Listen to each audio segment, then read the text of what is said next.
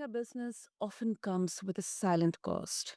Our energy, our peace of mind, and sometimes even our sense of self. We have all heard the stories of entrepreneurs hustling harder, pushing through burnout, and believing exhaustion is just the price of success. But what if growth didn't have to feel like that? What if scaling wasn't about running faster, but about choosing differently? Welcome back, listeners, to this episode of BizBlend, where today I'm joined by Joanna Zhang, founder of the Operations Genius, award winning innovator, and creator of the world's first fractional VA service.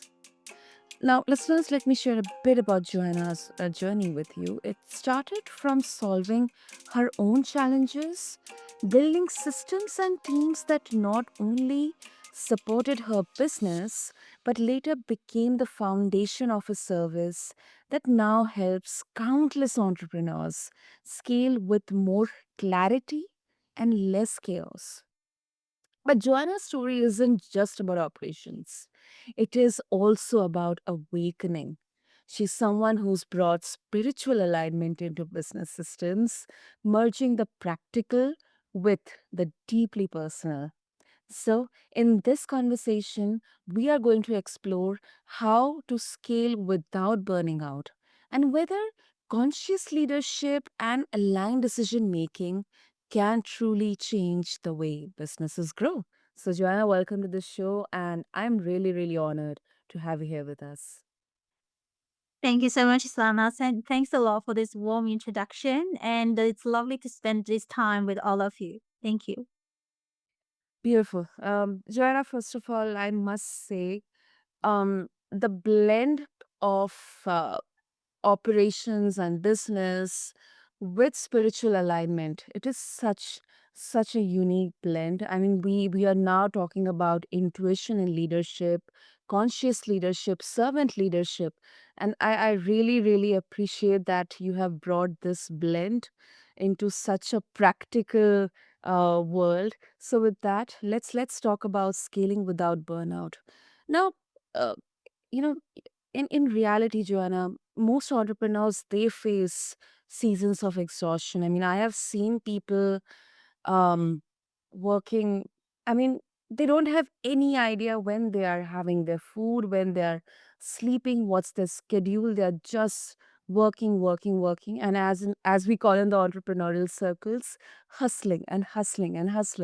So from your perspective, is burnout truly avoidable, or is it something which is inevitable and entrepreneurs have to embrace it?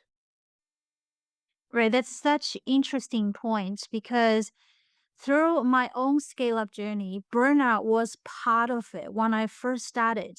All the symptoms you just mentioned just now, like endless like sleepless night, like constantly on the go and tracing my own tails and I just can't stop.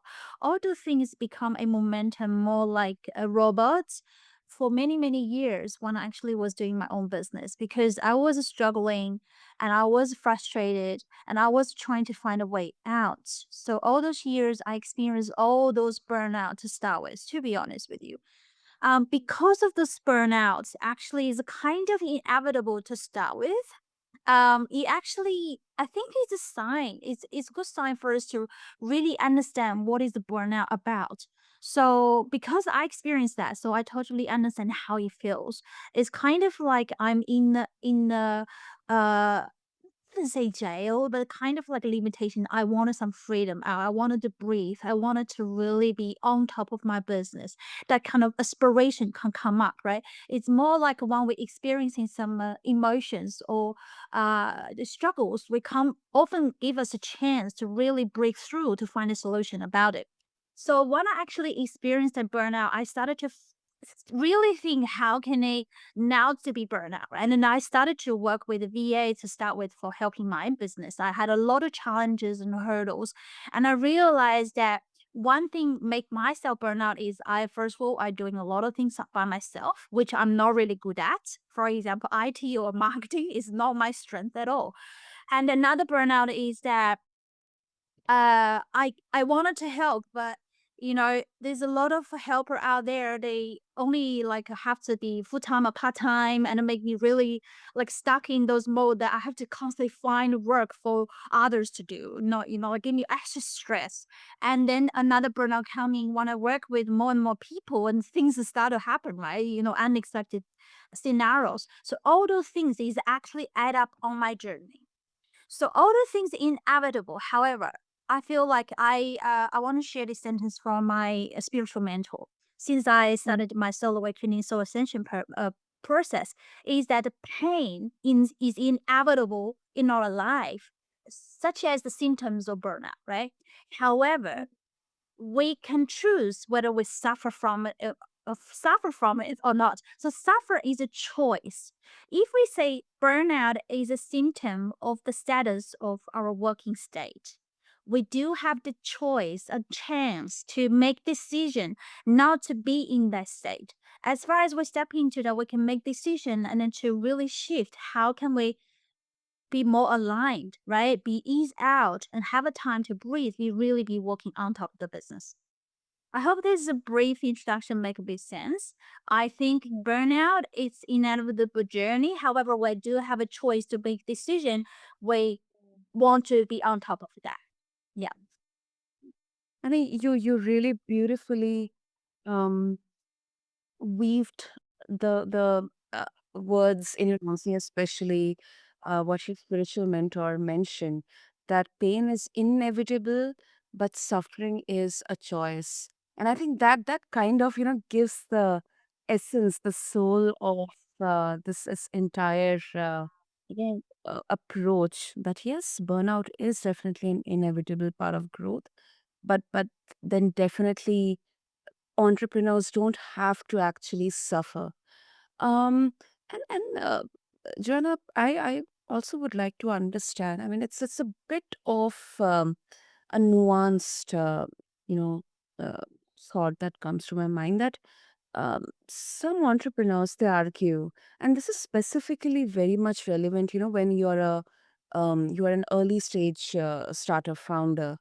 Um, Scaling responsibly and scaling rapidly are two very different paths.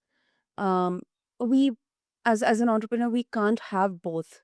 And so, do you believe when we talk about conscious leadership, does it slow down growth, or can it actually accelerate it? Can you repeat that question again? Because I don't think I get your question totally. Yeah, let me just reframe it. So now some entrepreneurs would argue that scaling responsibly and scaling rapidly, they are two very different paths, and you can't have both. So do you believe that conscious leadership it slows down growth, or can it actually accelerate it? Oh, okay. I understand what you mean now. Because I think in majority people's perspective is conscious leadership sounds like be aware of what's happening, and it kind of feel like ask us to be patient, to slow down the pace, and to really ease out. And sounds like it's the conflict of rapidly scale up, right? And in my perspective, I don't think they are conflict at all.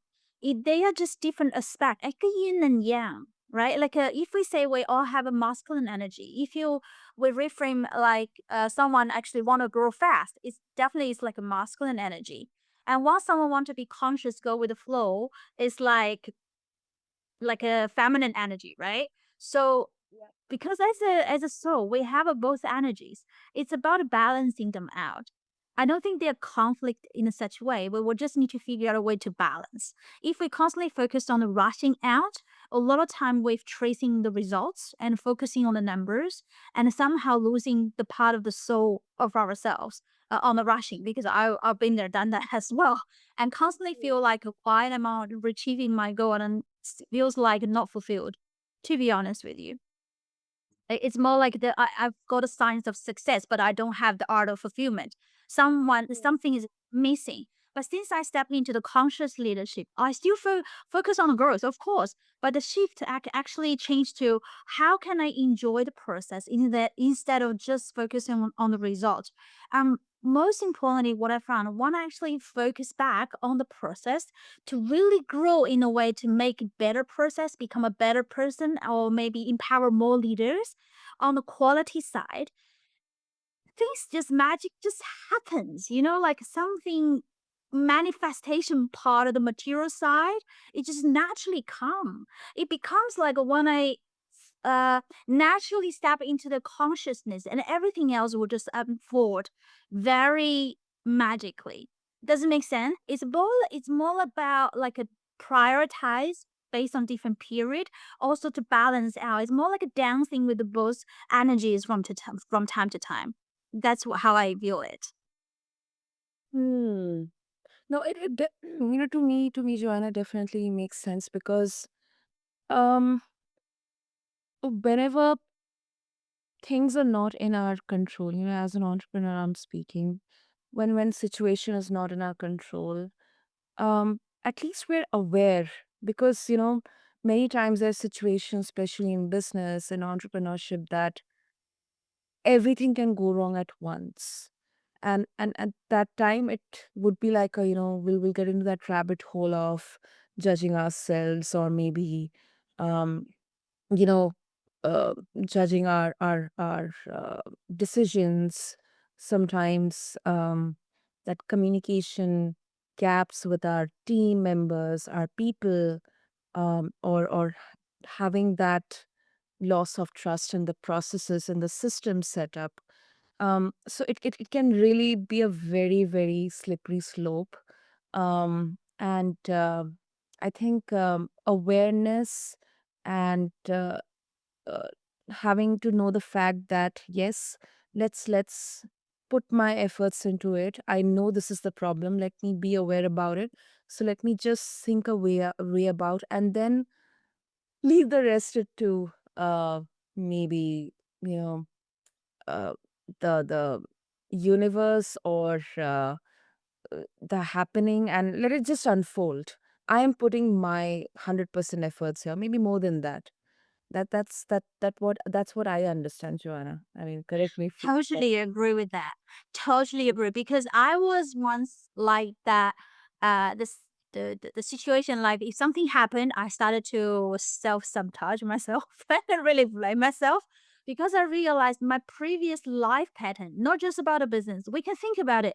Anything happen in a business is like in a segment of team, like a game. It actually replicate all the side of our life. As a person myself, I realized previously I had a pattern.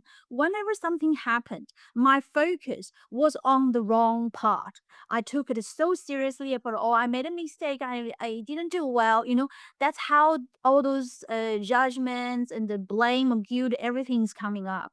But since I experienced this soul awakening and soul ascension and shift my focus from the past into the now, about exactly what I can do, exactly what I've learned, and I try my best, like what you're mentioning, try my best to make it happen, like to improve. Let's say, try my best to improve, become a better version. yeah. It's totally different shifts. Yeah. So all those feelings are gone because all the very negative feelings are very draining. It actually affect our energy dramatically. But if we shift to now to focus on what we can change, what we can learn, it actually, as once we tried our best, we don't have any regrets, right? Everything else we leave up to the universe to really unfold accordingly. No expectation. Then we always in that happy state, which means we already made a decision not to be burnout. All those burnout, all those feelings and emotions are the previous past stories. We don't want it to be in that state. We want it to be in a happy, growing phase all the time. Then everything else just naturally unfold. Mm, that's how I feel. Yeah, and sometimes slowing down. I mean, now uh, many listeners will think, oh, does that mean I have to slow down? That's not an option in today's day and age. I mean, we are having seeing rapid advancements in everything. We are seeing uncertain situations. But Jonah, what I also believe is sometimes Slowing down gives you that chance to do course corrections.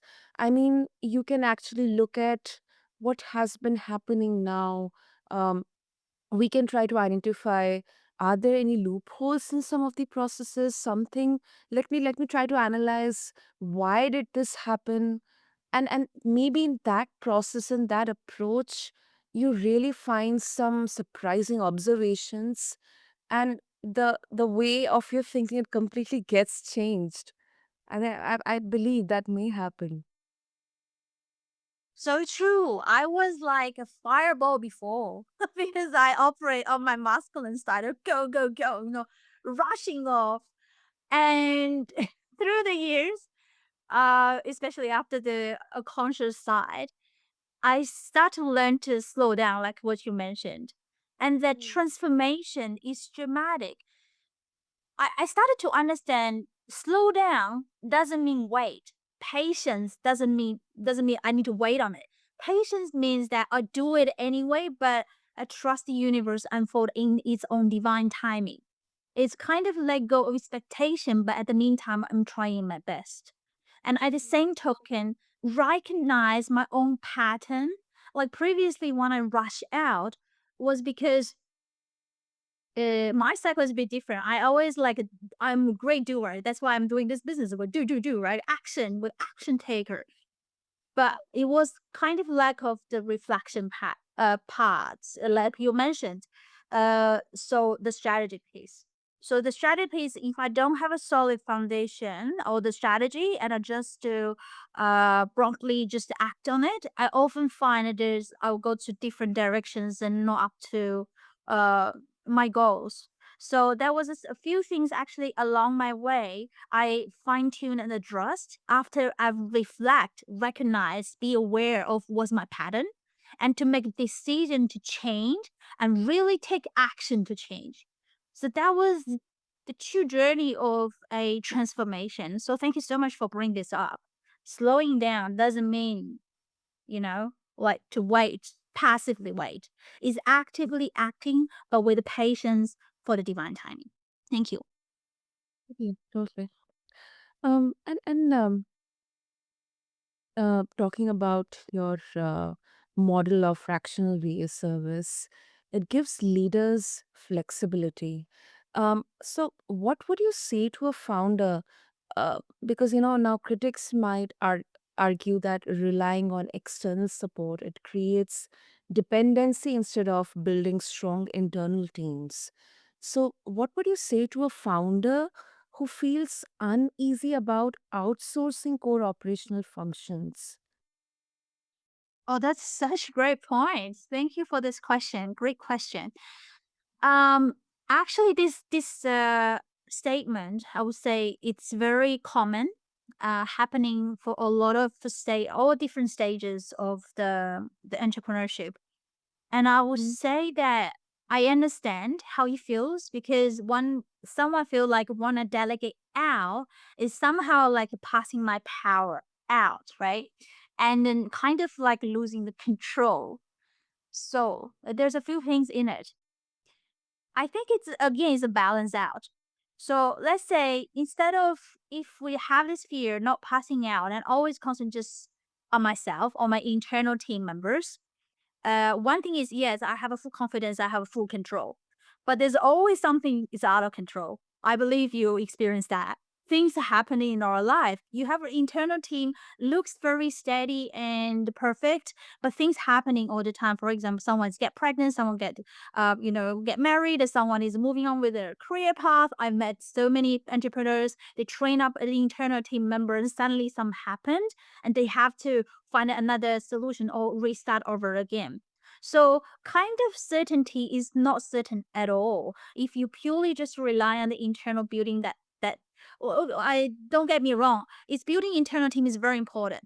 It's very important, but at the same time, I think it's better to have open mind to have a backup system in the place. If something unforeseen happened, you actually have the system and the resources to really fill in those gaps.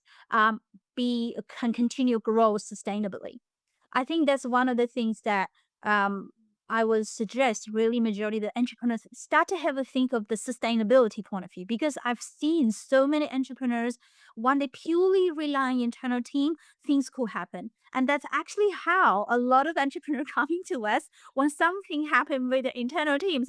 Oh, Joanna, I really need your help because someone, got got something have to be away and really need this task to be act on, right? Otherwise, I can't continue, with this consistency. So our team can become a plug and play type of function to really step in to take over the task and continue with that.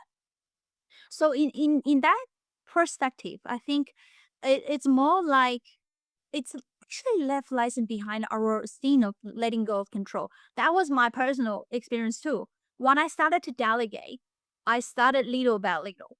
And that's a journey. I think don't judge on ourselves. I only can delegate a little bit this, little bit that. A little bit start is a good start. And on this journey, we'll find out when we gradually step by step delegate out, we will come to a space to really structure something or internal system. It's more like a sustainable system with the backup options can ensure our business always on the run. It's like a machine, analyst machine, right? Even though we're on the leave, we're on the holiday, and key team member have something happening, the business can sustainably go on and continue to grow. So I think that's the mindset we got to have in mind, that break through our inner barrier, but start somewhere small and gradually build on it. That will be my suggestion. Yeah. I love that point. I really, really love that point, Joanna. And it I believe it definitely reframes outsourcing as less about losing control or letting everything go. It's more about gaining space to lead. Because when you are, your mind is actually free. And I because I've learned this from so many conversations, and I often say in many of my episodes that the business is not running you, you are actually running the business. You really get that space within yourself to, you know um, do some reflection, some creative thinking. What are other ways to grow or scale this? I think I'm definitely, in a bigger picture, very fruitful way. So Joanna, before we conclude, if our listeners, they would like to connect with you and explore more about how you blend spirituality with business, about your fractional VA service, what would be the best way? Oh, thank you very much. So I think the easiest way to find me is on LinkedIn. You can just search me by Joanna Zhang, or maybe Sana can include my LinkedIn link in the show. So if there are multiple Joanna Zhang there, you just put operations. I'm sure I'll be showing. And also, I love to give your audience a gift. I've got a strategic outsourcing, which means the delegation part, a free guide for your audience. So from that one, you can actually have a look which are the areas I'm actually ready to out to be outsourced, and where's the starting point. And as I said, I'm more than happy to connect with all of you, whomever wanted to dive deeper in this conversation. Just as a collaboration to start with, I'd love to connect with you all. Thank you. Superb. I'll make sure to have all the links in the show notes for our listeners. And Joanna, this was such a crucial conversation, because you reminded us that scaling isn't just about adding more and more, like more revenue, more systems, more people. I believe it is about choosing what aligns, what supports, and what sustains us as leaders. So thank you so much bringing this into the light. Thank you so much for spending this time together. Thank you. So to all the listeners, especially to all the entrepreneurs out there, if you are listening today and you have been carrying the weight of your business on your shoulders, maybe this is your cue to pause. Ask yourself, is my growth costing me my health, my peace, or my joy? Because as Joanna has shown, the systems and the strategies are important, but the way you feel as you scale might be the true measure of success. With this, I conclude this conversation on the BizBlend podcast. To connect with Joanna and to get access to her gift, just refer to the show notes along with this episode. Until then, this is your host, Sana, signing off. Thank you.